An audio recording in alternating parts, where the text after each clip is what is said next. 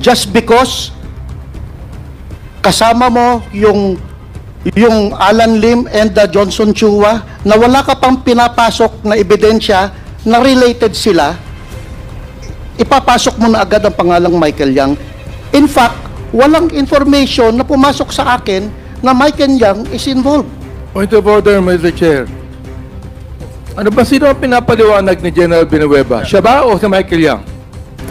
Sino ba pinapaliwanag mo? Sarili mo? Sarili ko, Mr. Chair. Paliwanag mo yung sarili mo. Yes, sir. Ba't mapagin ka na ibang pangalan dito? No, Mr. Chair, kasi ngayon na lang ako. Mr. Chair, ang Ngayon na lang sinabi ako nagsalita, hindi ako nagkasalita kanina pa. Yes, Mr. Chair. Ang sinabi kasi ni Colonel Asierto, patong ako dahil ikinlir ko si Michael Yang. Naku po! Abante! Pinalaga ni PIDEA Director Wilkins Villanueva. Asal ni Abante, isang asal ng taong bastos. Pero bago ang lahat, maaari kayong mag-subscribe para maging updated sa mga issue at bagong mga balita. Naging mainit nga ang palitan ng sagot sa pagitan ni Abante at PIDEA Director Wilkins Villanueva matapos sinuplak ni Villanueva ang kabastosang asal na pinakita nitong si Abante. Narito ang buong detalye. Sige, please explain. You have 2 minutes. Mr. Chair, nagsilbi ako ng 38 years laban sa insurgency, anti-terrorism, kidnapping, at illegal drugs. Never na pumatong ako. Kaya kong tumingin kahit kaninong mata na wala akong pinirahan kahit kanino. Now, bakit ko daw kinlir si Michael Yang? 2004, kahit magtumbling-tumbling si Colonel Asierto, walang pangalang Michael Yang na personality sa Davao Clandestine Laboratory. Dahil kung kasama ang Michael Yang doon, dapat kasama siya sa kinasuhan namin. Umabot ng 2016, wala pa rin Michael Yang. Now, tinanong ni Honorable Congresswoman Luistro, si Colonel Asierto, ano ba ang report na ibinigay mo kay General, kay Chief PNP? Ang sabi niya, si Michael Yang ay kasama ni Alan Lim at Johnson Chua. Johnson Chua is a personality. Kasama po siya sa kaso. Alan Lim is a personality na nahuli sa Cavite Clandestine Laboratory. Just because kasama mo yung Alan Lim and the Johnson Chua na wala ka pang pinapasok na ebidensya na related sila, ipapasok mo na agad ang pangalang Michael Yang. In fact, walang information na pumasok sa akin na Michael Yang is involved. Point of order, Mr. Chair. Ano ba, sino ang pinapaliwanag ni General Villanueva? Siya ba o si Michael Yang? Sino ba pinapaliwanag mo? Sarili mo? Sarili ko, Mr. Chair. Paliwanag mo yung sarili mo. Yes, sir. Ba't mapagin ka na ibang pangalan dito? No, Mr. Chair, kasi ngayon na lang ako. Mr. Chair, ang Ngayon na lang ako sinabi nagsalita, hindi ako nagkasalita kanina pa. Yes, Mr. Chair. Ang sinabi kasi ni Colonel Asierto, patong ako dahil ikinlir ko si Michael Yang. So, as far as I'm concerned, Mr. Chair, wala akong kahit anong information about Michael Yang. Nagbigay siya ng information kay General Bato, kay General Aquino. So, Alan Lim involved sa illegal drugs. But, Mr. Chair, baka pwedeng maipakita natin, kasi pinatawag kasi ako sa Malacanang noong 2021 para i-explain yung aking saloobin tungkol kay Alan Lim. Baka pwedeng ma-flash natin, Mr. Chair, yung alleged Alan Lim na picture ng kanina na dalawa. Okay, yes. He is lawyering for Michael Yang No, Mr. Chair. No, Mr. Chair. General Villanueva, may I just ask you to refrain from speaking because the committee members feel that you are lawyering for someone. No, Mr. I Chair. just allowed you to speak because your name was alluded Yes, to Mr. and was Chair. mentioned in the questioning propounded by Congresswoman Luistro. Yes, so, Mr. Chair. yun lang ang iyong sabihin, no? Wala nang iba. Do not speak in behalf of whoever. Yes, sir. Yung Sir, sarili mo Mr. lang. Chair, Mr. And Chair. you have For the sake of accuracy, can we please confirm first from Colonel Asierto if he is included dun sa pumapatong? Mr. Chair. Andiyan pa ba si Colonel Asierto? Colonel Asierto? Yes, sir. Yes, Mr. Chairman. Yes, ang tanong ni Congresswoman Luistro, kung included ba raw sa iyong statement na may mga patong itong si General Wilkins Villanueva? Ang sinasabi ko po is clear niya si Michael Yang at si Alan Lim dun sa sinasabi niyang statement sa Malacanang. Ngayon, bakit niya i-clear? Kinausap niya ba si Michael Yang? Kinausap niya ba si Alan Lim at that time? Bakit niya clear? Kasi inutos sa kanya ni Bongo saka ni Presidente Duterte. So, yan ang yung basis para sabihin na si General Villanueva ay kasama sa patong. Tama po ba? Opo, dahil pinatagtahan niya yung dalawa eh. Ayan, very clear ang sinabi ni Colonel Asierto. So, Yes, Mr. Chair. you can actually defend yourself. I'll Yes. I'll give you 1 minute to do that, General Villanueva. Ito, Mr. Chair, yun explain ko nga, sir, Mr. Chair, eh. Bakit ko kinlear si Michael Yang? Kasi wala akong information, eh. At siya ang nagbigay ng information about Michael Yang. Hindi naman niya sinabi sa akin, Mr. Chair, eh. I don't have information about Michael Yang. Yung kay Alan Lim, Mr. Chair, kasi, Mr. Chair, I was trained ng facial recognition sa International Law Enforcement Academy sa Bangkok, Thailand. And part of that module is facial recognition. Yung pinasok kanina doon, Mr. Chair, na picture na dalawa, ang laki ng diferensya, Mr. Chair. Eh. Okay, sige. Pag-uusapan natin yan sa next hearing. Meron pa kasi tayong isang topic today and our resource persons are here since this morning. But, Mr. Chair, I do not deny na si Alan Lim... Wait. Do not speak when the chair does not recognize you. Yes, okay? Mr. Chair. I'm sorry, Mr. Chair. I am explaining. So, papunta ho tayo sa next topic natin for today, EJK. Hindi pa ho tayo tapos. I will give you all the time when the appropriate time comes. So, tapusin lang po natin yung ating mga interpellators and then we shift to another topic. But I gave you already 2 minutes to defend yourself, General Villanueva. So, another 30 seconds for your closing remarks. Sige. I'm okay, Mr. Chair. But Okay. I do not deny na si Alan Lim ay yun yung picture na naandun sa Cavite. Okay, sige. Kasi nahuli talaga siya sa Cavite, Mr. Magkasabay sila. Nung nag-ooperate kami sa Davao, si Alan Lim nahuli sa Cavite Clandestine Laboratory, Mr. Chair. Okay, sige. We'll take note of Mr. that. Chair. We will ask that more questions about that in the next hearing. So, Mr. Chair, in relation to in relation to... while Wilkins is present, Mr. Chair. sige, Congressman Flores Just a few and then questions. Congressman Konghun. Congressman Konghun is supposed to be the next With this interpolator. indulgence, Mr. Chair. With the indulgence of Konghun. Few questions lang. Mr. Chair, okay, sige, go ahead. Thank you. Jay. Please proceed. Thank you, Mr. Chair. General Wilkins, were you present during the Dumoy raid sa Davao? I led that operation, Mr. Chair. You led that operation as PIDEA Region 11? Yes, Mr. Chair. And you were with your personnel at that time that the raid was conducted? It was a joint operation by PIDEA 11, PACER Northern Mindanao, PACER Mindanao Area Office, Intelligence and Investigations Service ng Regional Office So 11. several units. And including AIDSOT, Mr. But you as the lead? Yes, Mr. Chair. Kasama ko dyan si Colonel Asierto, Mr. All Chair. right.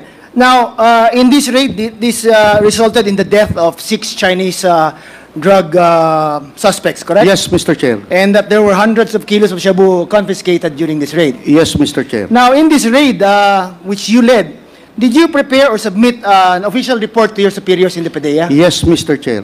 Now, before I go back to you, DG Lazo. Yes, Your Honor. Sir, does PIDEA have a record of this report that General Wilkins is referring to?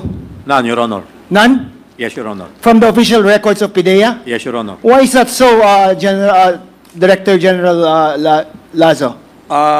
The reason that I'm getting from my office, Your Honor, is that PIDEA only came into creation 2002. So this happened in 2004. So apparently, hindi pa institutionalized yung submission of reports noon. So Point of that- order, Mr. Chair. What is the point of order of Congressman Ako? Is the Director General of PDEA lawyering for Director General Wilkins?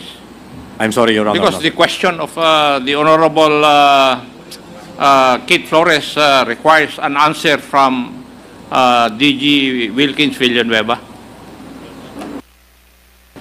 I was asking him, Mr. Chair, first, if why there was no report that was located in the PDEA office muna, as him being the Director General now, Mr. Chair. I agree. I know that there was none. There was none. So there is none on the record. None, Your Honor. Now, General Wilkins, why is that so? It was 20 years ago, Mr. Chair. So are you saying it's lost or something? I don't know, Mr. Chair, kasi hindi ko po alam. Ang repository ng report na yan, Mr. Chair, ay ang operations. But you are certain that you made a I report? did, Mr. Chair. Okay, now, in this raid, General Villanueva, were there suspects that were arrested during the raid? Yung asawa, Mr. Chair, ni Ni Alan C. Alan C. At yung kapatid niya na si Jong Lim. Wala na ibang mga Chinese that na nahuli? Wala na po, Mr. Chair. So there's no truth to the reports that there were 11 other suspects that were arrested? I Chinese? don't know what he's talking about, Mr. Chair. Okay, so there's no truth also to the fact that there was this news report made by a certain reporter, Edith Regalado, dated January 2, 2005, that there were 8 other Chinese individuals who were arrested as a result of that raid? Kasama ko, Mr. Chair, si Edith na naandun, Mr. Chair, eh. Wala namang na-arrested dun sa loob ng laboratory, Mr. Chair. Or subsequent to that raid, were there any other arrests that were made that resulted in the arrest of other Chinese individuals? Except for yung magkapatid na si Pilapil at si Jong, walang ibang arrested. Can I ask Colonel Sierto, Mr. Chair? Kasi if he's still on the line. Colonel Sierto, as a result of that raid, were there any other Chinese individuals that were arrested because of that raid? Meron po. Meron, ilan po? Sa loob po ng laboratory, 11. 11. How come General Wilkins Some- is saying that walang na-aresto na mga Chinese individuals? Hindi ko po alam sa kanya. So, sorry po. Now, in fact, there is this news report that was written by the reporter Edith Regalado, whom you said was also with you during that raid, that 8 other Chinese individuals were released upon orders of Mayor Duterte.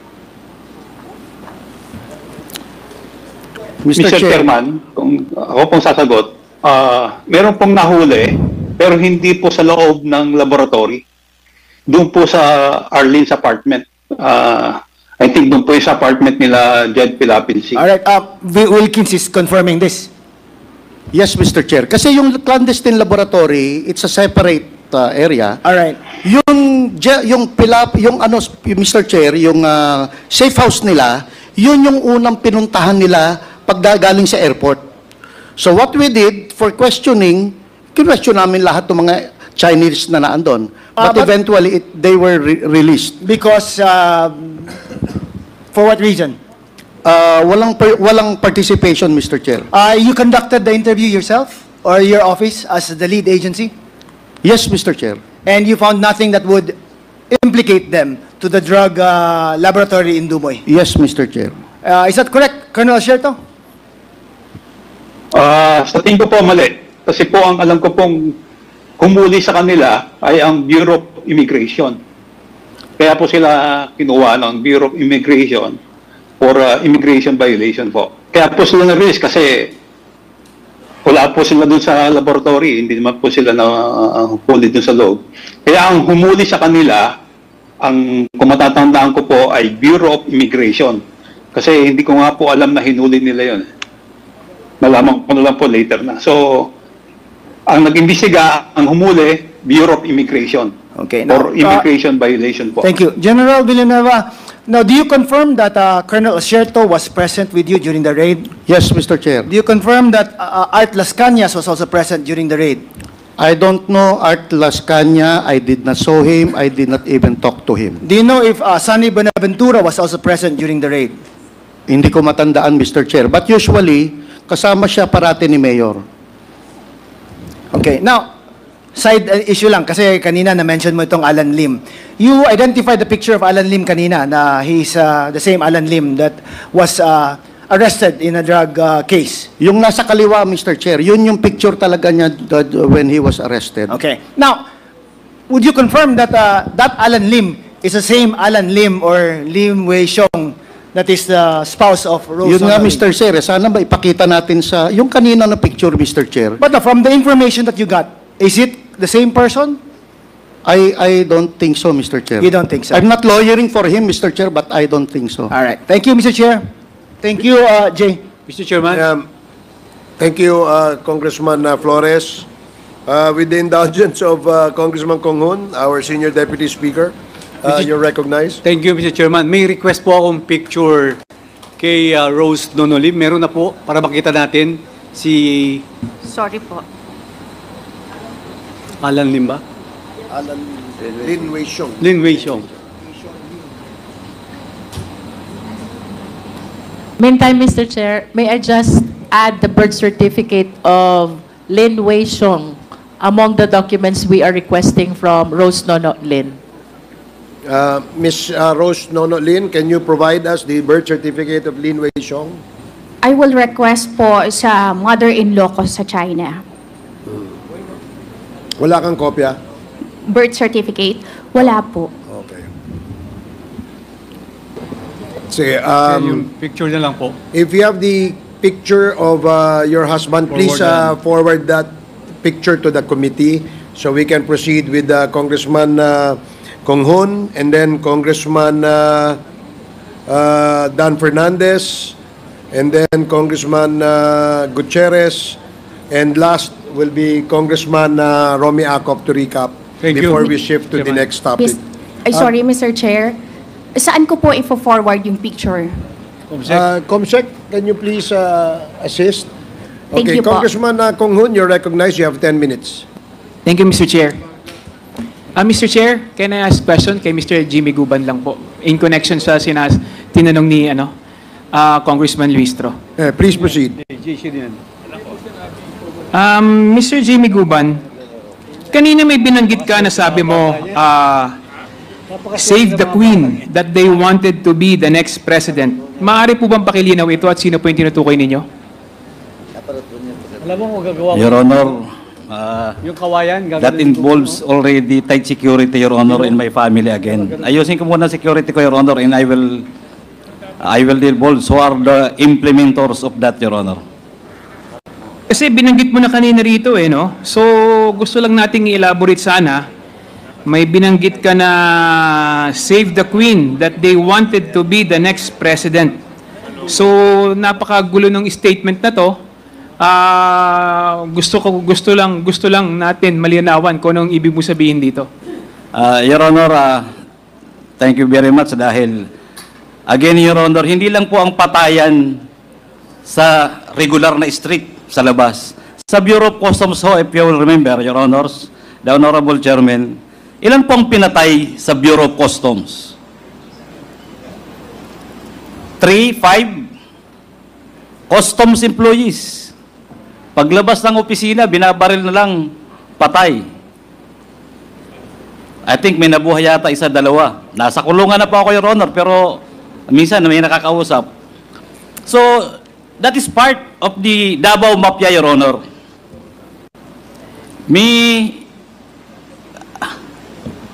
Kaya nga Mr. Jimmy Guban, no? Ano pong koneksyon nito dun sa binanggit po ninyo na save the Queen, that they wanted to be the next president. Kaya gusto ko pong malinawan. Ano pong koneksyon nito sa sinasabi ninyo?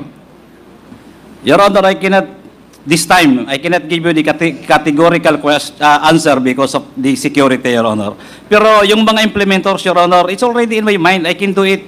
Kaya lang, Your Honor, ito ay mga hardcore killers, implementors ito ng mga Davao Group. Kaya nga sabi ko nga po if you would remember, Director ng CIS Bureau of Customs, may pinatay na pulis. Ang tao niya sa loob mismo ng opisina. So, Your Honor, paakyat to sa implementor nung mga nasa taas, pababa. Na-develop ko po itong intelligence report, Your Honor, kahit pa ako nasa kulungan. Mag-umpisa po nung ako ay kinausap ng napakasinungaling na reporter. At gusto akong tulungan para mawala ang aking high blood sa kulungan, na si Mr. Paul Gutierrez. Na-develop ko po yung lahat na intelligence report hanggang sa dumating po ako sa National Bilibid Prison. Siguro ko po yan ay kagustuhan na ng Diyos. Dahil hanggang sa loob ng Bureau of Prison, may nagre-reveal sa akin kung sino ang tumapo ng granada sa isang deputy commissioner namin ng Bureau of Customs. So, ibig sabihin mo ba itong sinasabi mo na save the Queen, that they wanted to be the next president, ito ay may tinutukay ka na tao na gustong maging susunod na presidente? Yung ba yung tinutukay mo? Yes, Your Honor. They want to clean their names, that family, their family, para lahat malinis. At talagang sabi ko nga, Your Honor, may Diyos. Bigla na lang naghiwalay ang dikolor sa puti. Kaya po ngayon, lumalabas ang kanilang mga plano at pagsisinungaling at ang pagiging narco-politics, Your Honor. Sinong pamilya ito ang tinutukoy mo? May I request, Your Honor, to the Honorable Chairman na maybe, Your Honor, if I am already prepared, dahil ilalabas ko po yan kahit ho with metrics in other sketches para po may labas po yan.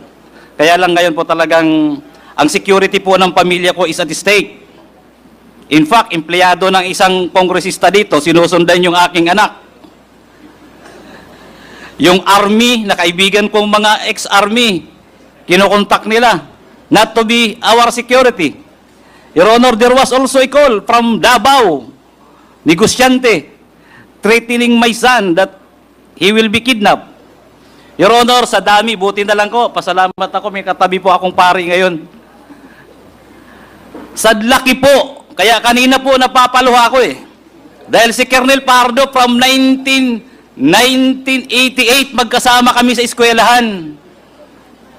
Hanggang po sa maghiwa-hiwalay kami, pagkita namin ngayon ni Colonel Acerto, kami na lang ang buhay.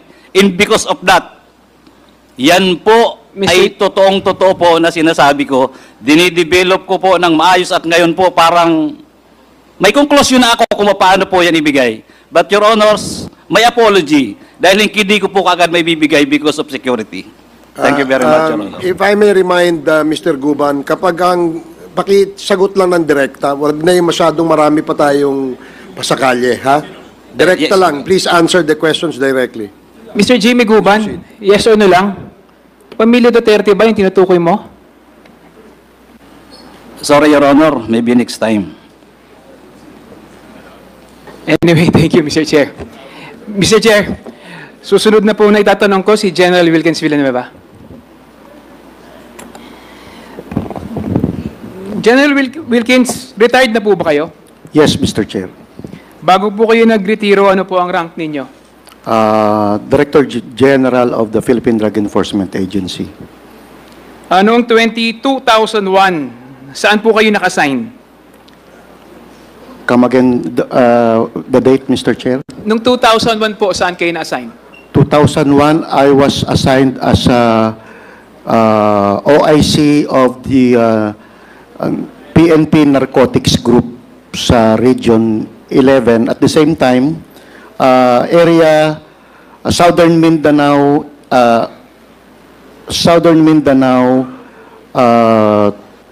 team leader po ako ng PACER during that time. General, taga Davao po ba kayo? Hindi po, Mr. Chair. Matagal na po ba ninyong kilala si former President Duterte? I was assigned in Davao from 1995 to 2007, Mr. Chair. Kaya so nga, definitely may acquaintance at nakatrabaho ko na rin po si former President Duterte. so kilala niyo po siya? Officially, sa pagtatrabaho, yes, Mr. Chair. Malapit po ba kayo sa kanya? Law enforcers kasi, Mr. Chair, malapit talaga sa kanya, Mr. Chair. Eh. Noong 2001 ay nasa Davao po kayo, malamang alam niyo po yung nangyari may alam po kayo sa Davao Death Squad. Come again, Mr. Chair. Noong 2001 po, na-assign kayo sa Davao, malamang po may alam kayo sa Davao Death Squad. Wala po akong alam sa Davao Death Squad, Mr. Chair, kasi hindi naman po ako naging chief of police ng kahit saang station ng Davao. I was assigned, pareho kami ni Colonel Asierto, as a special unit lahat ang napuntahan ko, Mr. Chair. So hindi po kayo naka-assign sa Davao? Buong Region 11, Mr. Chair, yung assignment ko. Eh. Saan po yung Not really on Davao. But ang cover ko, Mr. Chair, is Region 11. Saan po yung opisina ninyo naka-base? Davao City, Mr. Chair. So ibig sabihin, sa tagal nyo sa Davao, hindi nyo narinig yung Davao Death Squad? May mga balita, Mr. Chair, na may Davao Death Squad.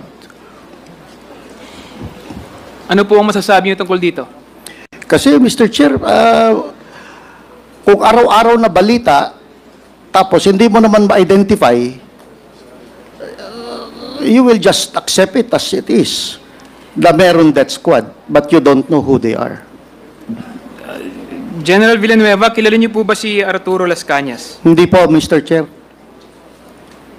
Hindi po kayo magkakilala? Hindi ko kilala kahit, hindi ko man lang nakita ang mukha niyan, Mr. Chair, for my almost 12 years. Okay po. Sir, naging head po kayo ng PIDEA, tama po ba? Opo, Mr. Chair. Masasabi po ba natin na ang PIDEA is mahalagang component yan ng war on drugs ng ating Pangulong Duterte noong panahon niya? Yes, Mr. Chair. Ibig sabihin po, pinagkakatiwalaan niya po kayo? Yes, Mr. Chair, but I just want to explain, 2020 po ako nag-Director General ng PIDEA. Tama po, pero siyempre, pinagkakatiwalaan niya po kayo, kaya niya kayo in-appoint doon. Yes, Mr. Chair. Ibig sabihin po, sa pagtitiwala na yon, kilala niya po kayo? Yes, Mr. Chair. At kilala niyo rin po siya? Yes, Mr. Chair. Meron po ba kayong personal na relasyon? Wala po, Mr. Chair. Ang relasyon po namin, pag droga, akin. Walang pakialam kahit kay Nino. Kahit polis, walang pakialam. Pag droga, PIDEA. Masasabi niyo po ba na ang war on drugs si Presidente Duterte ay isang naging success? Mr. Chair, except for those EJKs,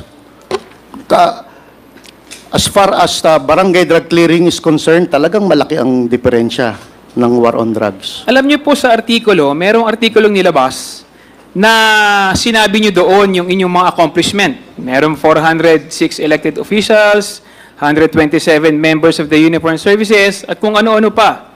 Pero hindi niyo nabanggit doon sa report ninyo kung ilan yung namatay doon sa war on drugs. Meron po ba kayong tali ng panahon na yon ng PIDEA? Mr. Chair, during that time kasi, Mr. Chair, PNP po ang nagbibigay niyan eh. Kasi sa PIDEA, kung ano lang yung operation namin, yun lang pwede namin ibigay. But I cannot say anything dun sa namamatay nang wala naman kaming knowledge. For example, yung mga death under investigation. Sa police po yan, Mr. Chair. Eh. Hindi ba kayo kasama doon? Hindi ba kayo ini-inform ng ano? Hindi ba kayo ini-inform ng opisina ninyo, ng PNP? Or wala ba kayong joint operation? Kahit nga DOJ, Mr. Chair, hindi makakuha halos ng data from the PNP during that time. So wala kayong joint operation? Meron kami joint operation, Mr. Chair. And some of them resulted to death of those suspects. But, Mr. Chair, we also share death sa aming mga kasama. Pero kanina sinabi mo na pagdating sa drugs sa Jew eh. Ba't ngayon sinasabi mo hindi kumukonekta sa UNPNP? Pero sinabi mo kanina, sabi ni Pangulong Duterte, pag drugs akin, sabi mo eh. Yes, Mr. Chair. Oh, bakit ngayon itinatanggi mo na sinasabi mo, tinuturo mo PNP? Sila yung may information about death sa yung death under investigation, Mr. Chair. Eh. But it is about drugs. We cannot say if it's immediately about drugs or not because they are still under investigation. Okay. Ito po bang si Colonel Asierto? Kilala niyo po ba siya? Kilala ko po yan, Mr. Chair. Kasama Paano ko po kayo talaga. nagkakilala? Kasama ko po dati pa yan, nung nasa academy pa kami, pareho po kami shooter nung kadete pa kami. And then, nung nag-NARCOM ako, nag-PIDEA ako, nasa EDSOT po siya, magkasama rin po kami halos. Aware po ba kayo tungkol sa intel report na ginawa niya tungkol kay Michael Yang, Alan Lim, Johnson Chua at si Alan C? Aware po ba kayo dun sa report na ginawa niya tungkol sa Shabu Lab raid sa Davao? Mr. Chair, yung Shabu Lab raid sa Davao, akin yun, Mr. Chair. Isinama ko lang siya dahil gusto naming mag-collaborate ang PNP at PDEA during that time. Pero initially, meron siyang information na merong personality na gumagamit ng certain cellphone na traced sa Davao. But yung laboratory, wala pa po siyang idea about that. Kami po ang unang nakapunta sa Arlene apartment at ma-identify lahat ng personalities na naandun. Hanggang siya itinuro po kami for 2 months na ituro kami sa Dumoy clandestine laboratory, Mr. Chair. So, pero kasama na sila during the surveillance operation. So inaamin po ninyo na yung operation na yun ay sa PDEA? Joint operation yun, Mr. Chair. So nakarating po ba yung report nito kay sa dating Pangulo na Duterte? Naibigay niyo po ba yung report sa kanya regarding dito? Regarding kanino po, Mr. Chair? Doon sa ano nyo, operation ninyo? Yeah, operation before the actual clandestine laboratory operation, kinausap po natin ang aming si Mayor Duterte. Hindi po ba kasama si Michael Yang doon sa binanggit niyang sangkot sa droga noong 2024 ni Asierto? Balik tayo sa Mr. Chair. Doon 2004, wala pong Michael Yang doon, Mr. Chair. Ngayon, yung 2024, hindi ko na po alam yung kasi wala akong information, Mr. Chair. Yung Michael Yang na nasa 2020 na kinlear ninyo, ito po ba yung Michael Yang na inappoint ni Presidente Duterte na economic advisor niya? Yes, Mr. Chair. Ito rin ba yung businessman na taga Davao na malapit kay Pangulong Duterte? Yes, Mr. Chair. Tama po ba yung rinig ko kanina na ikinlear nyo si Michael Yang at sinabi niyong wala siyang kinalaman sa droga? Mr. Chair, kasi wala nang immediate na ebidensya na si Michael Yang sangkot sa droga. Ang information lang ni Colonel Asierto is yung information coming from informant na hindi pa, ang tawag sa amin noon, Mr. Chair, is raw information that needs validation. Now, kung ikaw ang may information on being an operative for so long, kung ikaw ang may information on dapat, aside from reporting it to your chief PNP, dapat nagkanda ka na ng validation. Kasi ikaw ang may information eh. So, Mr. General Wilkins, anong pamamaraan yung ginamit nyo para masabi nyo o malinis ninyo yung pangalan ni Michael Yang at kanyang mga kasamahan? We inquired from the different intelligence services all over the country at we backtrack dun sa records ng PDEA kung merong involved na Michael Yang. Wala naman pong lumalabas, Mr. Chair. That is why we concluded na dahil during that time, hindi naman nagbigay ng report si Colonel Asierto sa akin. Ang nagbigay siya ng report kay General Bato, General Abayalde, at kay Director General Aquino. So as far as I'm concerned, walang umabot na report sa akin yon, Mr. Chair. Kung baga kayo ba gumawa lang sarili niyong investigasyon or nakipag-ugnayan kayo sa iba't ibang ahensya ng gobyerno? Yes, Mr. Chair. Anong ginawa niyong pakikipag-ugnayan sa iba't ibang ahensya ng gobyerno? Mga tawag-tawag and then inquiry, letters from different... Usually kasi, Mr. Chair, meron kaming grupo talaga na ang bilis ng text lang eh. Text, sir, may involvement pa to. Brad, may involvement pa to. Madali naman ang pasok ng mga information. Kanino kayo nakipag-ugnayan? Anong ahensya? Lahat, Mr. Chair. ISAF, NICA, PIDEG, sa PIDEG. NBI, NBI, AFP, yung NICA, yung ISAP, Mr. Chair, is na under AFP yun, Mr. Chair. DI, yung DI mismo, sir, kinler sila eh. Kinler si Michael Yang eh. There was a memorandum clearing Michael Yang ng Directorate for Intelligence ng Philippine National Police. Sa ngayon po, sa nakita nyo o narinig ninyo na ginagawang investigasyon ngayon ng Quadcom, nakita nyo po na may mga lumabas na ebidensya. Ano po ang masasabi nyo tungkol dito? Then, di parang mas magaling pa mag-imbestiga ang Quadcom kaysa sa PDEA? Yes, Mr. Chair. Yes, Mr. Chair, inamin nyo po. Mas magaling mag-imbestiga ang Quadcom kaysa sa Sandali lang po, di mas magaling po mag-imbestiga ang Quadcom kaysa sa opisina niyo sa PIDEA. No, Mr. Chair. Kailan lumabas si Michael Yang? Nung nagkaroon ng drug haul sa Pampanga. Doon pumasok si Michael Yang.